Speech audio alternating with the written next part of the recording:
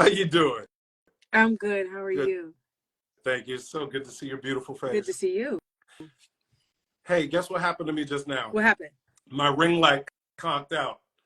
Well, you look glistening and golden. What's on your face? It turned back on magically at the last minute. So I had to reverse everything. And now I'm in front of a huge window. I had to pick up my whole setup and move. You look good, though. You look good. Thank you so much. You look amazing as always. How you doing today? I'm good, brother. How are you? Fantastic. What are your Thanksgiving plans, Fran?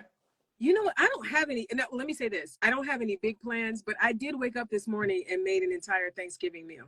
This morning? I just woke up and was like, let me get these potatoes going. So I made a whole meal this morning. Nobody's coming over.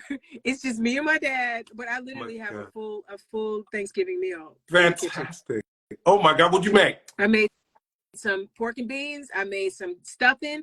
I made some yams. I made this great goulash my mom used to make, which is green beans, corn, and potatoes. Ooh.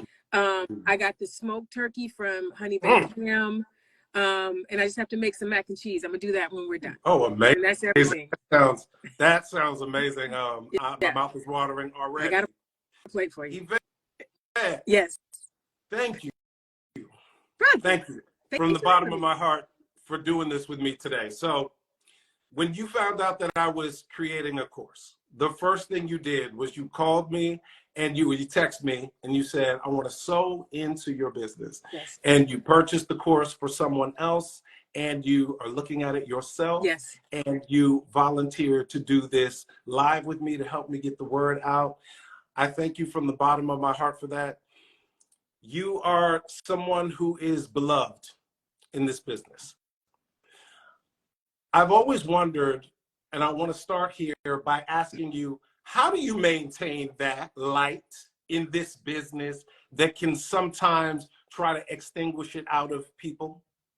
You know, first of all, thank you. I never think of myself as beloved, but that's such a nice thing to hear. I keep the light because I'm not of this business.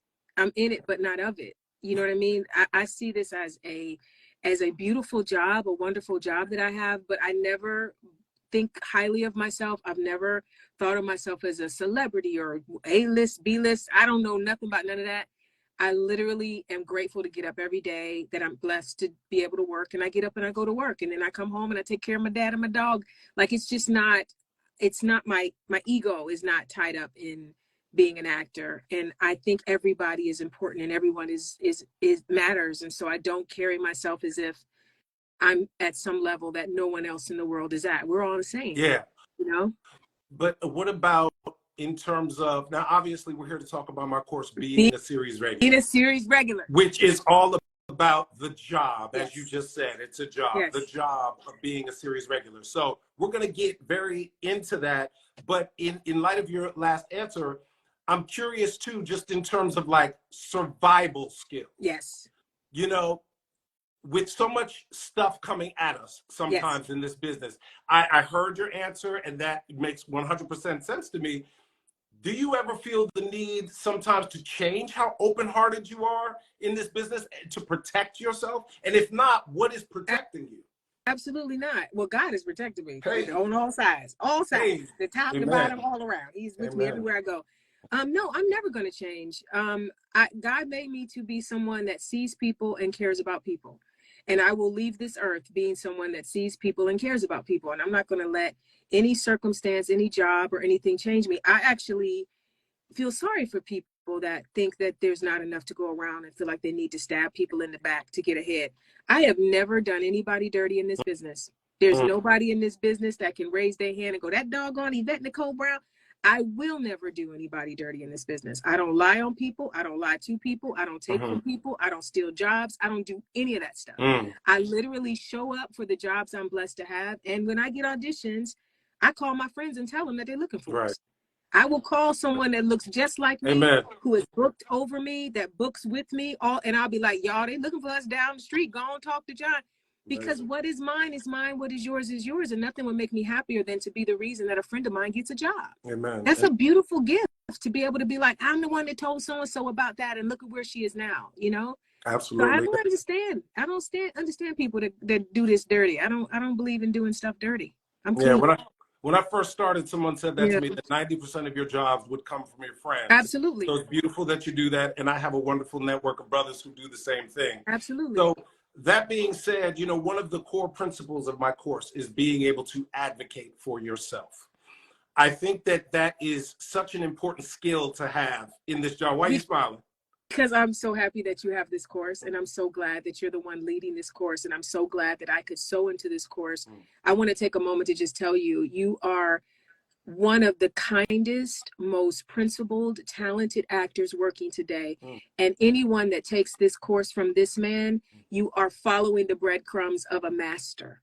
So I'm telling you, so just, first of all, just, I'm so excited to be here with you. I'm so excited to take the course, because I believe you never stop learning and you never arrive. So for me to think, well, I've been a series regular, so I don't, what Jay August gonna teach me? Jay August can teach me a lot, because I haven't been on the sets that he's been on. I haven't had the experience and the journey that he's had. So I want to learn from someone that is a few steps ahead of me in this business. You started way before me. You did. Yeah, you were. I was watching you on TV when I was still doing commercials, man. Yeah, that. You know, so yeah, so it's like I am excited to learn from you. So I'm smiling because I'm so excited about what everybody is going to get from what you're going to give. So that was my smile. I received that. Thank you so much. That was overwhelming for me to take in, but I really received it. Thank you so much. I'm glad. Honey. So getting back to self-advocating. Yes. So that's one of the main principles, one of the main core principles of my course, because I think that there's such an importance for you to be able to advocate for your point of view in regards to your character, in regards to how you want to work, how you can do your best work, and protecting yourself as a human being. Because if you don't have the ability to advocate for yourself in this business, I mean, take your pick. A myriad of horrible things can happen to you. Yes. One of the things I delve into in the course is when you're on a job as a series regular and you may not necessarily get along with everyone you work with. How do you specifically navigate that situation? I can say honestly that in my 20-some years of working, there's only been 2 times I've been on set with someone that was horrible.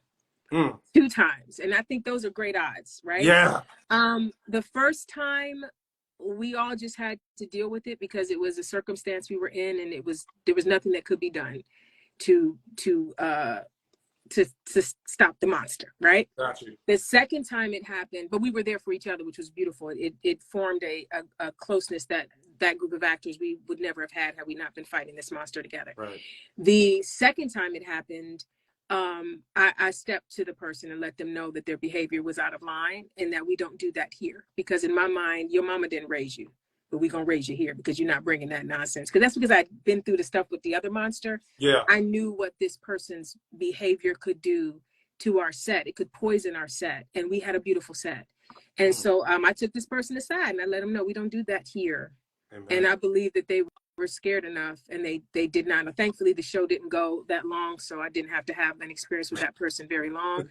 But it would have been handled if it had continued. And that is the exact kind of self-advocating that I'm talking about in the course, because otherwise, you know, you can do such psychological damage to yourself, allowing someone to treat you that way. Right. I feel like as actors, we are groomed to feel powerless and replaceable. What can we say to younger actors to let them know that they have a voice no matter what stage of their career they think they're in? You know what's funny? I had a bit of this come up recently because you haven't asked this, but I'm voting yes on the deal. And I want to talk to you about that. I yes. saw you posted that earlier, and I really want to ask you about it. Right. And so in explaining why it's important to vote yes, I also talked about how the contract that we sign or that we get from SAG-AFTRA is the floor. It's not the ceiling, it's the floor. It is the basics that we are promised. It is then our job as an actor with our agent, as we say yes to the job, to then negotiate with that production company or that studio and say, hey, is there any way I can get a little bit bigger trailer? Or hey, is there any wiggle room with this money? Or hey, is there a way that I can get the daily rate instead of the weekly rate because you got me working? And I think that we don't think that we're allowed to do that unless we're an A-lister. I was saying, here's your coffee and the doctor will see you now. And I was getting into the marrow of my contracts way back then. I always knew that I had the right to ask for what I want. Now, am I going to always get it? Absolutely not. Mm-hmm. But you're not going to get it if you don't ask for it. And so what I've been trying to tell actors, mm-hmm. as we're going back and forth, you guys are acting like this contract that SAG got for us is the bare minimum. I mean, is the be all and end all that we're going to get. Yeah. You have to advocate for yourself. Mm-hmm. And don't blame other people if they're good at it and you're not. Get good at it. Mm-hmm. Get good at saying what you need, and make sure you talk to your agent and go, hey, there's certain things that I require mm-hmm. that are not in this contract. Can we ask for this? Mm-hmm. Like for me as a Black actress, I need to get a consult for my hair. Y'all right. Ain't nobody about to burn these edges out. Right. And now, thank God, that's a part of the contract now. It is now. And see, that's why I'm like, if you guys vote this down, y'all screwing every Black actress on the planet and every Black actor. Because we finally have a consult. We finally have compensation. When they don't have someone in that trailer that can do our hair and face, we now have a recourse to get money for the tax that we've been paying as Black people. But I'm saying, before we got it in this contract, mm-hmm. I would advocate for that when I negotiated. Right. Sometimes I got it.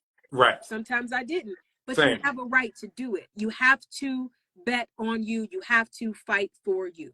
Same. And with all of us brothers too, we come up against the same thing. Yep. With them not understanding that we need a barber and not a hairstylist. I mean, I don't know how they think our hair stays continuous, but you know, I have been my own continuity yep. person over the years, you know, and this after years and years of advocating for a barber, for, you know, my haircuts to be paid for all of those things. On my last job, I finally got my own personal barber. That was a real victory for me, and I was so incredibly happy about that.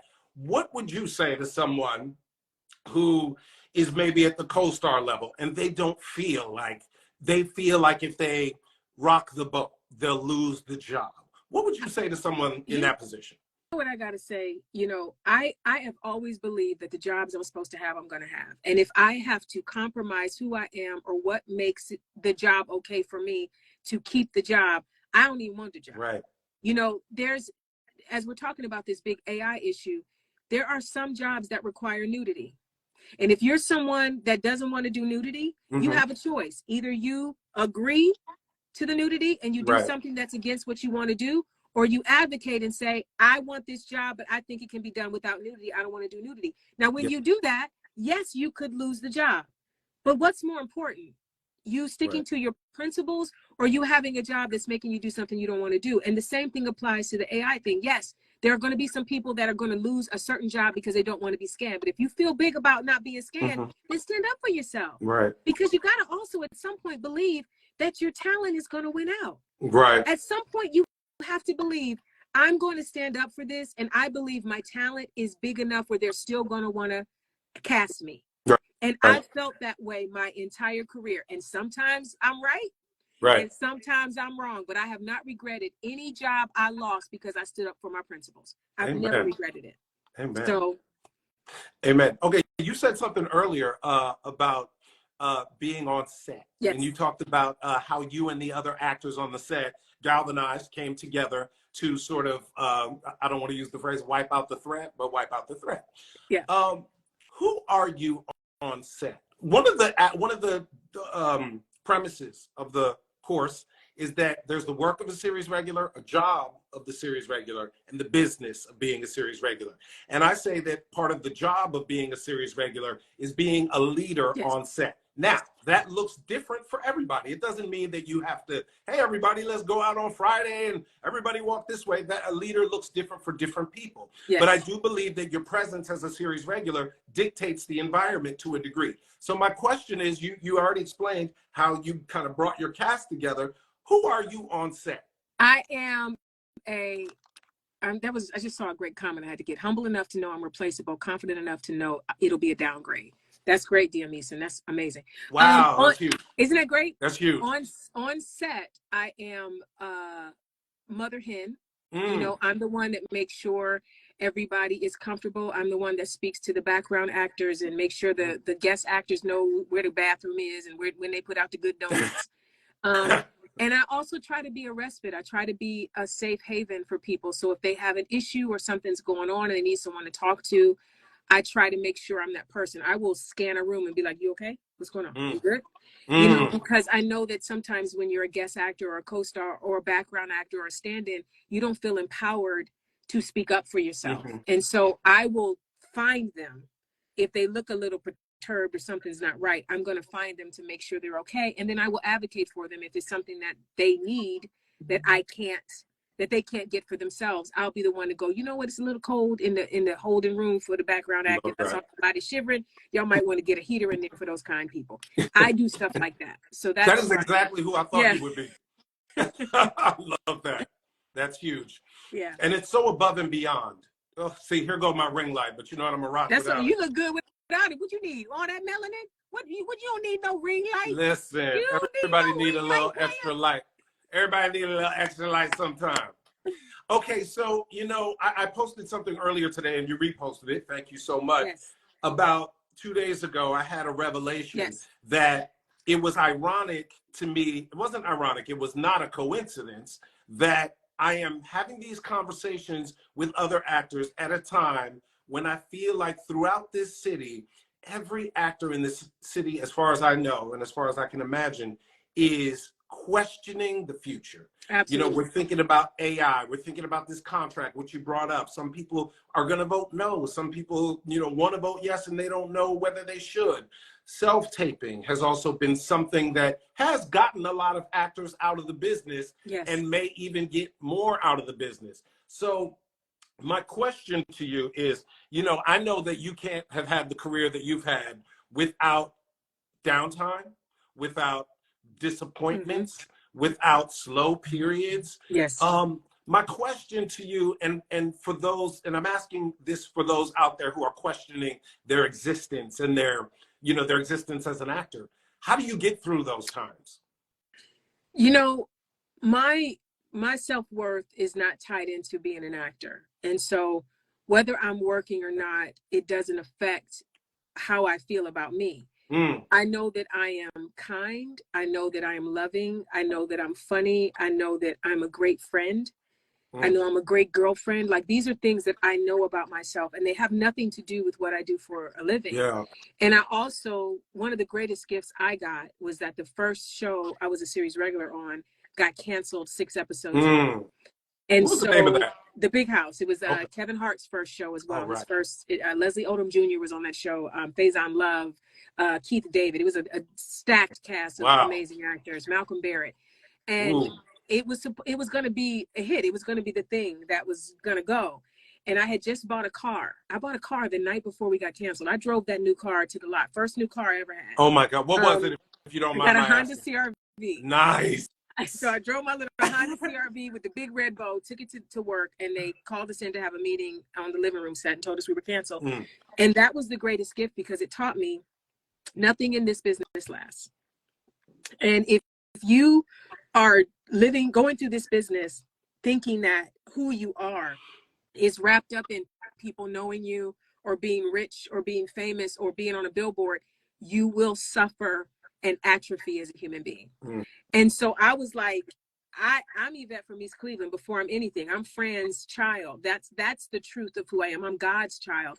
Those are the things that define me, not whether my show is #1, not whether I get an Emmy or not. None of those are nice things, but none of them are who I am. And so when it's down, I know that it's gonna be down. Like, my show just got canceled during the strike. I don't have a job right now.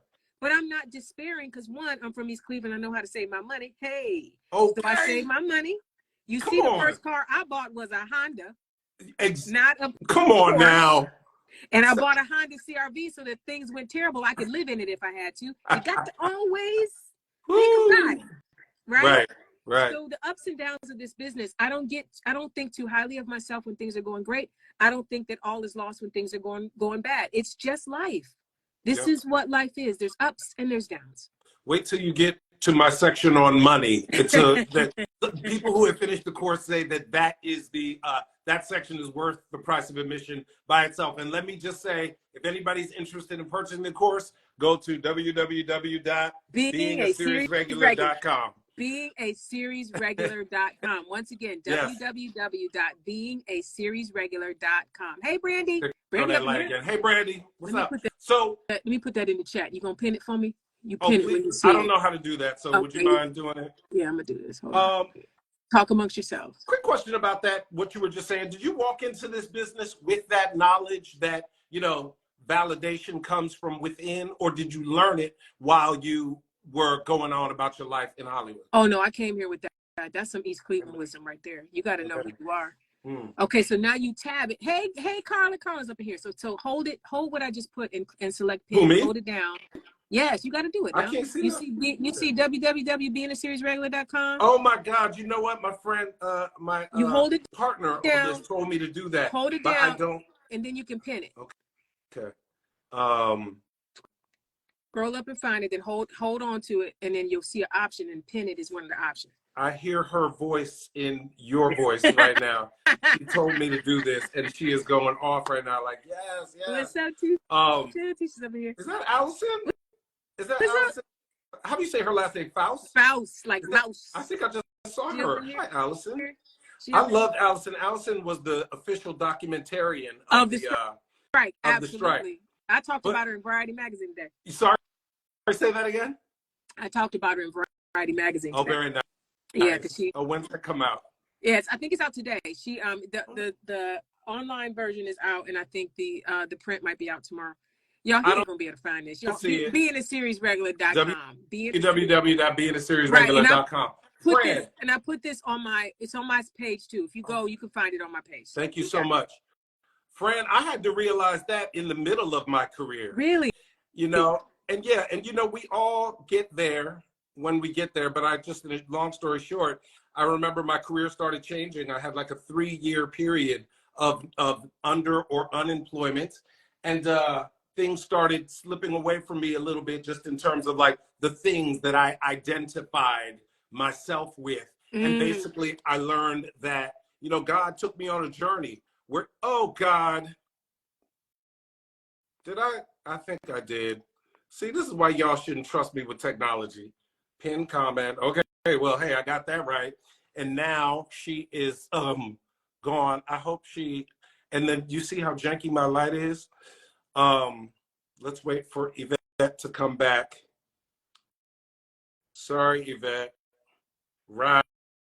Somebody said, damn, Jay. All right. Here she comes. She's coming back. My bad. But at least my light's back on. I don't think it was you. I don't think it was you. Oh, really? I think it was me. I think I did something. What's up, Brittany? Brittany up in here. I think I don't. Yeah. I didn't touch it. My bad. Don't worry about it. Wait. While we're here. Yes. What's the official job description of a series regular? Got you. Great question. I believe that there is the work of a series regular, the job of a series regular, and the business of a series regular.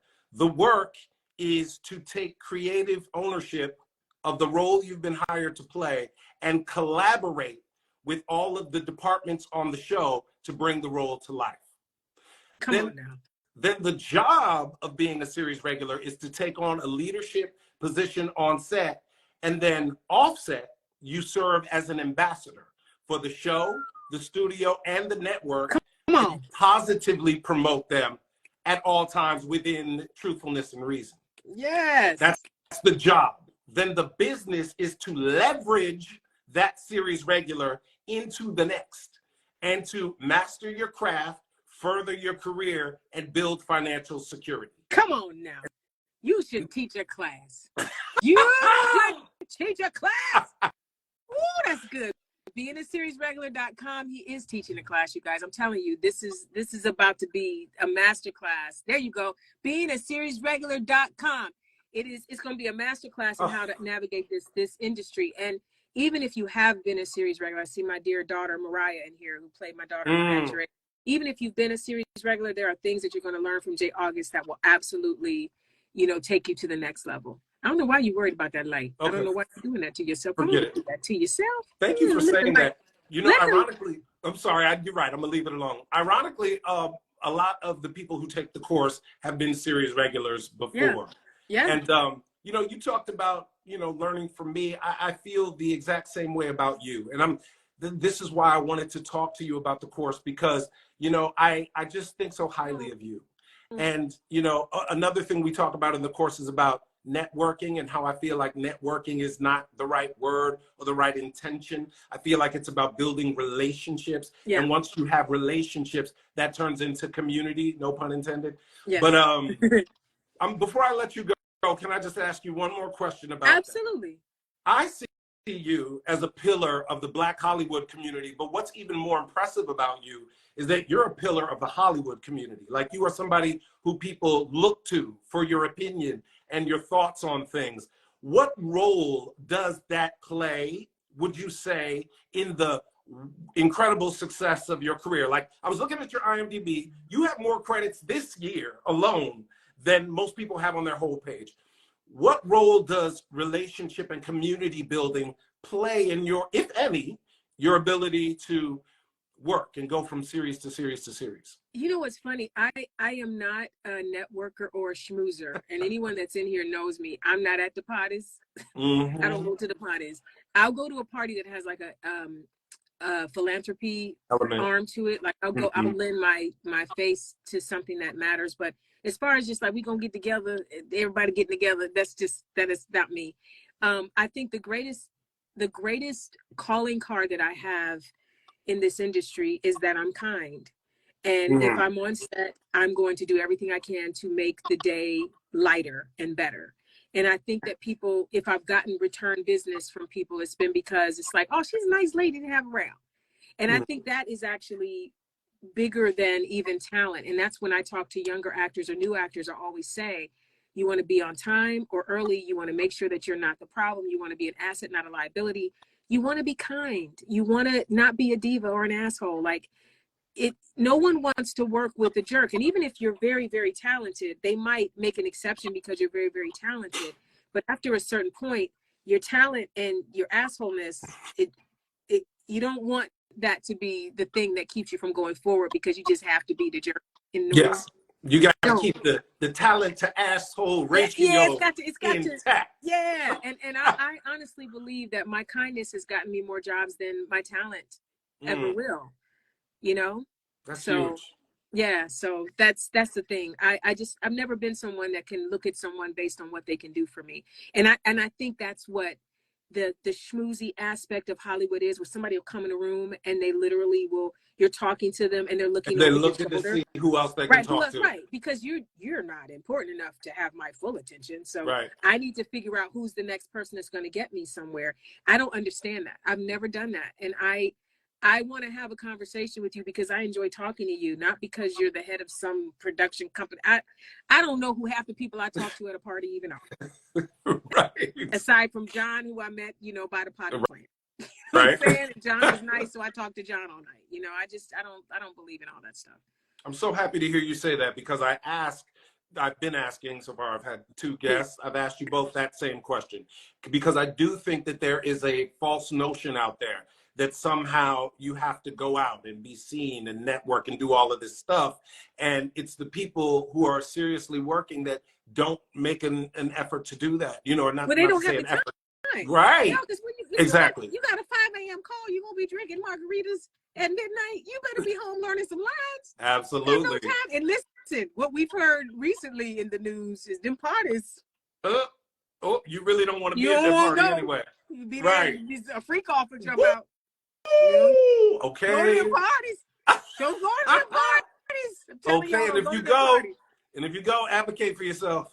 Let me tell you, one of the greatest gifts I was given. I know we got to get out of here, but one of the greatest gifts I was given to me by Faison Love. We had just started doing The Big House, and it was maybe the first couple of days working. Faison took me aside. He said, I'm going to tell you one thing. I said, what? He said, do not go to the parties. And I said, what parties? He said, you know what I'm talking about? You know what parties? If you don't know yet, you're going to know. And he said, and if you mess around and find yourself at one of them, as soon as it starts to wind down and people start going into separate rooms, get out of there. He said, and if you have to leave your phone outside of anywhere, do not go in. He told me, I was brand new. And I called Faison recently and was like, thank you. And I ain't a party person anyway. Yeah. But there are people that'll get in your ear and go, you got to go to the party because everybody's going to be at the party. Yeah. No deals are happening at the party. Thank you. Stuff is going down. Stuff is going down. And I always say, seeing you one time at an audition is worth 10 times of seeing you at a party. At a party. Don't go to them parties, y'all. It's Friend, a trick. Trap. I could keep you here all day. I have a list of questions for you, and I know that we're over time. So I'm going to, if you're okay, can I ask you one more question? Well, let's do it. Thank you. Let's do it. Thank you. Okay, let me see which one has the greatest priority. Hit me with both of them. We got time. Let's do it. Okay. So, friend. Yes, friend. What inspires you? Ooh. Who or what? What inspires me is being on the right side of history, getting into some good trouble, like really upsetting some horrible people. You know what I mean? Like really, like I think about in politics. Like I love when I upset horrible people. I love when something I say changes the trajectory of someone and their life is better because I shared something God told me to tell. So my goal in life is to get a well done. Yeah. That's it. I don't care about any of this other stuff. I don't want anything that leads me away from my well done. Ultimately, I want to love on people. I want to give away a whole bunch of money to worthy causes. I want to celebrate and support people as they chase their dreams. I want to be one of the good guys. That's all I've ever wanted to be my entire life. And there is no one on this planet that can say that I've gone out of my way to make their life difficult, unless they were absolutely racist. Because I will make a racist life horrible. Woo. Amen. Wow. So yeah, that's my goal. That's what inspires me. Being a good person inspires me. I think that's the perfect place to end this. You know what's interesting about this quote unquote interview? Like I feel like I know you better as a result of this conversation right now. So thank you for all that you've shared. Thank you for your generosity. And thank you for who you are in the world, in this business. We need lighthouses like you. And I just appreciate you so much. Thank you.